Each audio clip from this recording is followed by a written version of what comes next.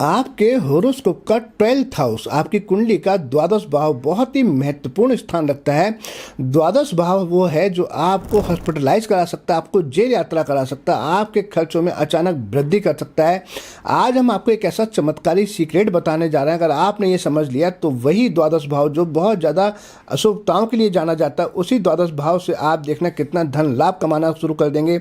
आपका द्वादश भाव जो बहुत ज़्यादा खर्चे कराता है, जो जेल यात्रा करा सकता है, वही द्वादश भाव आपको बहुत ज़्यादा बेनिफिट देना शुरू कर देगा। एक ऐसा सीक्रेट जो आपकी लाइफ बदल देगा, आपकी लाइफ को चेंज कर देगा। भोग, बंधन, मुक्ति, ये तीनों ही बहुत महत्वपूर्ण शब्द हैं।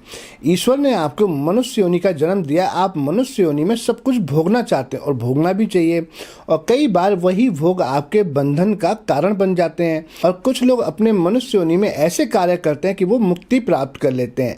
जी हाँ, आज हम बात करेंगे 12th हाउस की। कुंडली में जो 12वां घर होता है वो आपके भोग का भी घर है और आपको बंधन भी करवा देता है, और यही घर आपको मुक्ति यानी कि मोक्ष का मार्ग भी दिखा देता है, क्योंकि ये मोक्ष त्रिकोण का ही एक भाव है। भोग को हम यहाँ कैसे समझेंगे? 12वां घर आपकी रात्रि में जो आप शयन करते हैं उसका भी कारक है, जो आप रात्रि में भोग करते हैं उसका भी कारक है। कई बार ये आपको किडनैपिंग करवा देते हैं, आपको बंधक बनवा देते हैं।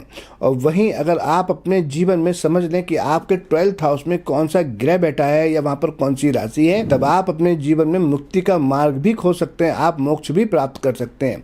12वें घर को आपको बहुत ही ज्यादा ध्यान से समझना पड़ेगा। 12वां घर वो है जब यहाँ पर कोई खराब ग्रह बैठ जाए तो आपके अंदर अटैचमेंट बहुत ज्यादा आ जाता है, आप चीजों को पकड़ना शुरू कर देते हैं, आप मटेरियलिस्टिक चीजों से बहुत ज्यादा लगाव करते हैं, आप किसी भी बात को पकड़ कर बैठ जाएंगे, आप बहुत ज्यादा आर्गुमेंट करेंगे। वहीं अगर यहाँ पर कोई अच्छा ग्रह बैठ जाए जो 12th हाउस में अच्छा फल देता हो तो आप बहुत ज़्यादा आर्गुमेंट नहीं करेंगे, आप शांत रहेंगे, आप किसी से बहुत ज़्यादा बहस नहीं करेंगे। तो आज हम संपूर्ण जानकारी देंगे आपके लिए कि 12th हाउस में कौन सा ग्रह क्या फल देता है, और आपको 12th हाउस के बहुत ज़्यादा शुभ फल प्राप्त करने के लिए जीवन में ऐसे कौन से कार्य करने चाहिए कि जिसके बाद आपके जीवन से 50% जो ऑब्स्टिकल्स हैं वो हट जाएंगे, क्योंकि 12वें घर से ही बहुत ज़्यादा ऑब्स्टिकल्स आती हैं।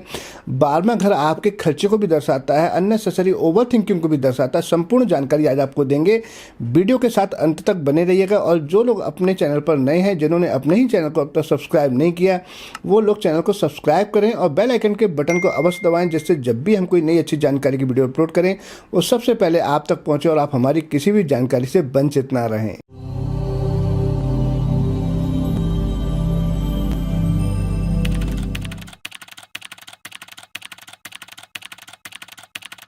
ओम नमः शिवाय। मैं हूं एस्ट्रो भाग्यराज गुप्त। स्वागत है आप सभी का आप ही के चैनल एस्ट्रोलॉजर एबीएम में। मेरे सभी व्यूअर को मेरा प्यार भरा नमस्कार। 12वां घर बहुत ही महत्वपूर्ण है। जिस तरह से आपका लगन महत्वपूर्ण होता है, लगन से 12वां घर भी उतना ही ज़्यादा महत्वपूर्ण होता है। यहाँ आप समझने की कोशिश करें कि 12वां घर जो है वो आपकी ओवर थिंकिंग को दर्शाता है। अगर आप बहुत ज़्यादा ओवर थिंकर हो जाएंगे तब भी आप जीवन में बहुत ज़्यादा कुछ अच्छा नहीं कर पाएंगे। आपके बहुत ज़्यादा अननेसेसरी खर्चों को दर्शाता है। आप पैसे कमाएं तो बहुत 11वें घर से, लेकिन अगर आपके पैसे अननेसेसरी खर्च हो जाएं तो भी जीवन में कमाने का फ़ायदा क्या हुआ, क्योंकि आपने पैसे कमाए और वो कहीं ऐसी जगह लग गए जहां आप खर्च नहीं करना चाहते थे, तब भी आपका जीवन आपको नीरस ही लगेगा।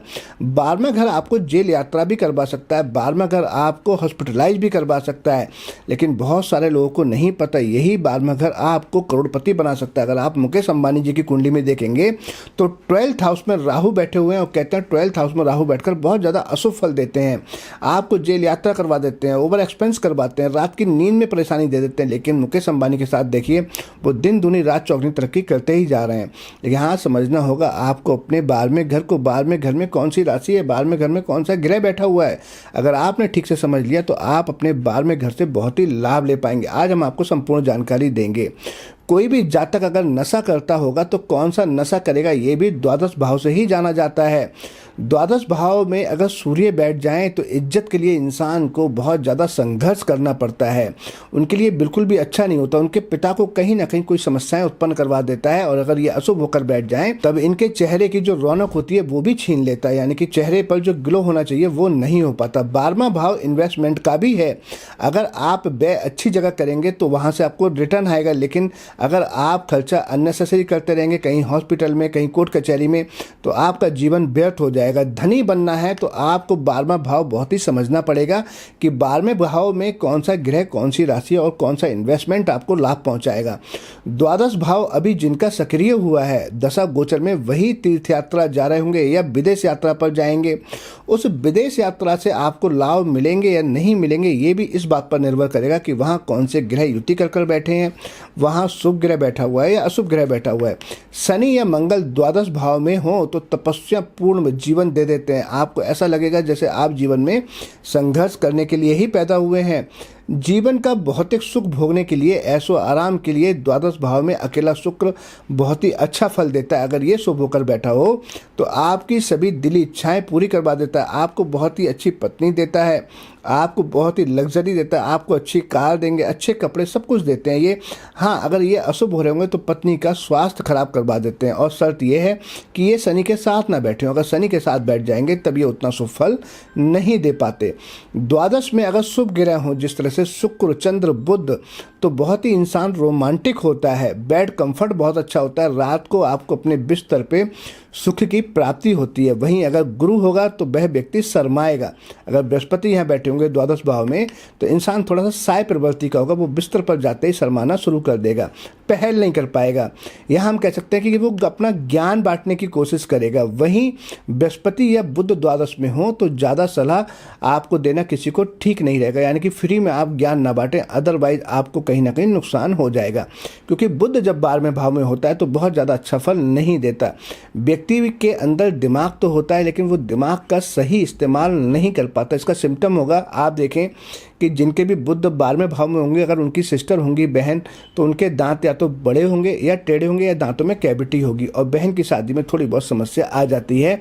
चंद्र जब यहाँ बैठे होंगे तो बहुत ज़्यादा अशुभ फल तो नहीं देते, लेकिन व्यक्ति बहुत ज़्यादा बोलने वाला होता है। ऐसे लोगों से कई बार आप देखेंगे लोग कहते नजर आते हैं आप थोड़ा कम बोला करें, और ऐसा व्यक्ति को कहीं ना कहीं चिंता थोड़ी सी होती रहती है, ओवर थिंकर भी थोड़ा सा हो जाता है। द्वादश भाव आपका बिस्तर भी है, तो जो पापी ग्रह यहाँ पर होंगे उनके रंग की वस्तुओं का प्रयोग कभी भी अपने बेडरूम में नहीं करना चाहिए। अगर आपने कोई उस कलर की वस्तु बेडरूम में रखी हुई है तो उसको तुरंत हटा दें, अदरवाइज आपके वैवाहिक जीवन में ये समस्या उत्पन्न कर देंगे। जैसे अगर मंगल वहाँ पर बैठा हुआ है तो लाल रंग आपको अपने बेडरूम में नहीं करना चाहिए। अगर शनि या राहु वहाँ पर बैठे हुए हैं तो आपको अपने बेडरूम में काला या नीला रंग नहीं करना चाहिए, अदरवाइज आपको ये अशुभ फल दे देंगे। क्योंकि मैंने बताया आपको 12वां घर जो अब आपके बिस्तर का सुख है, और यहाँ पर जो पापी ग्रह बैठ जाएंगे तो वो अच्छा फल नहीं देते, या आपका नुकसान करवा देते हैं। हाँ, यहाँ पर अगर केतु बैठा होगा, केतु भी पापी ग्रह में आता है, लेकिन केतु यहाँ पर शुभ फल दे देता है। अगर केतु किसी प्रकार अशुभ नहीं हो रहा है तब, क्योंकि केतु जो है वो मोक्ष का कारक है। 12वें घर में बैठा हुआ केतु आपको चीज़ों से डिटैचमेंट करवा देगा। जब आपका चीज़ों से डिटैचमेंट ही हो गया तो आपको संसार में कोई परेशानी होगी ही नहीं। परेशानी तो आपको तब होती है, दुख तो आपको तब होता है जब आपका चीज़ों से लगाव होता है, और जब वो चीज़ आपसे दूर होती है तब आप दुखी होते हैं। तभी कहा गया ना, जो तपस्वी होते हैं, जो बैरागी होते हैं, उनको जीवन में ज़्यादा परेशानी नहीं होती, उनके ऊपर ग्रह ज़्यादा काम नहीं करते। लग्ने सप्तम में हो, तृतीय द्वादश में हो, या उल्टा हो, लग्ने तृतीय लगन में कामुकता बढ़ा सकते हैं, ऐसा देखा गया है। द्वादश भाव का स्वामी जहां बैठेगा समझना चाहिए उस भाव में कुछ ना कुछ नुकसान तो आपको अवश्य नजर आएगा, कुछ छूट जाएगा। मान लीजिए कि द्वादश भाव का स्वामी आपके पंचम में बैठ जाए तो आपको संतान से समस्याएं दे सकता है। द्वादश भाव हॉस्पिटल है, इसमें शुभ ग्रह तो जातक को मुसीबत में, अस्पताल में अच्छा फल दे देते हैं। आपको इलाज में आराम मिल जाएगा, आपको अच्छी केयरिंग नर्स मिल जाएंगे, अच्छे डॉक्टर मिल जाएंगे। लेकिन अगर यहाँ अशुभ ग्रह बैठ गए तब आपका कहीं ना कहीं नुकसान करवा सकते हैं, आपको हॉस्पिटल में समस्याएं हो सकती हैं। और जब उस ग्रह की दशा अंतर्दशा आएगी, जो ग्रह द्वादश में बैठा हुआ है, तो बहुत सारी चीज़ें एक्टिवेट हो जाएंगी। उस समय पर क्या हो जाएगा, अननेसेसरी आपका एक्सपेंस बढ़ जाएगा, आपको हॉस्पिटलाइज होना सकता है। और अगर ये युति बहुत ज़्यादा खराब हुई तो जेल यात्रा समझो पक्की है। इसका क्या सटीक उपाय होगा जिससे आपको आराम मिलेगा, वो अभी हम आपको बताएंगे। मैंने एक निशानी हमेशा देखी है, अगर शनि, राहु, मंगल या सूर्य द्वादश में हो और खराब फल दे रहे हो तो निशानी आएगी कि चेहरे पर जातक के चेहरे में जो तेज है वो नहीं रहेगा, चेहरा रूखा हो जाएगा, मुरझाया हुआ हो जाएगा, नेगेटिव परेशानी जीवन में आती रहती है। पंचमेश अगर द्वादश में हो या द्वादश अगर पंचम में हो तो संतान के लिए अच्छा योग नहीं बनेगा। संतान की तरफ से आपको कोई ना कोई समस्या हमेशा लगी रहेगी, चाहे कोई बात ना भी हो तब भी आप चिंतित रहेंगे।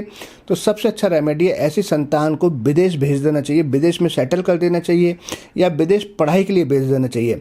अब हमने आपको बताया कि द्वादश भाव अगर किसी भी तरह से आपको अच्छा फल नहीं दे रहा तो कौन सा वो सटीक उपाय करना पड़ेगा। देखिए, ऐसे तो आपके द्वादश भाव में कौन सा ग्रह बैठा हुआ है, उस पर कौन कौन से ग्रहों की दृष्टि है, वो ग्रह कितनी डिग्री का है, कौन सी राशि में, तब आपका सटीक रेमेडी निकल कर आएगा। अगर आप रेमेडी जानना चाहते हैं तब आप अपनी कुंडली का विश्लेषण हमसे करवा सकते हैं, लेकिन एक कॉमन रेमेडी आपको दे रहे हैं जिससे आपको बहुत ही लाभ प्राप्त होगा।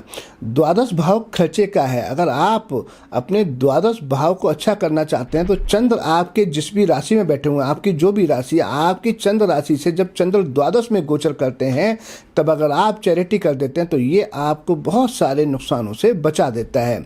चंद्र आपके जब द्वादश से गोचर करेंगे और आप किसी भी तरह की चैरिटी कर दें तो जो द्वादश घर का अशुभ फल है वो हमेशा हमेशा के लिए प्रभाव बहुत कम हो जाता है और वही घर आपको शुभ फल प्रदान करने लगता है। बहुत ही ज़बरदस्त सीक्रेट है ये। अगर ये आपने कर लिया तो आप अपने द्वादश घर से बहुत ही लाभ प्राप्त कर पाएंगे। आज हमने संपूर्ण जानकारी दी आपको कि द्वादश भाव किस तरह से आपको परेशान कर सकता है और किस तरह से शुभ फल देता है। अगर आपको ये जानकारी अच्छी लगी तो वीडियो को ज़्यादा से ज़्यादा शेयर करें। अगर आप कुछ पूछना चाहते हैं तो कमेंट कर भी पूछ सकते हैं, हम आपके कमेंट का जवाब अवश्य देंगे। इसी के साथ मैं अपनी वाणी को विराम दूंगा और बहुत जल्दी आपसे फिर मिलेंगे एक नई जानकारी के साथ। तब तक मुझे इजाज़त दीजिए। नमस्कार।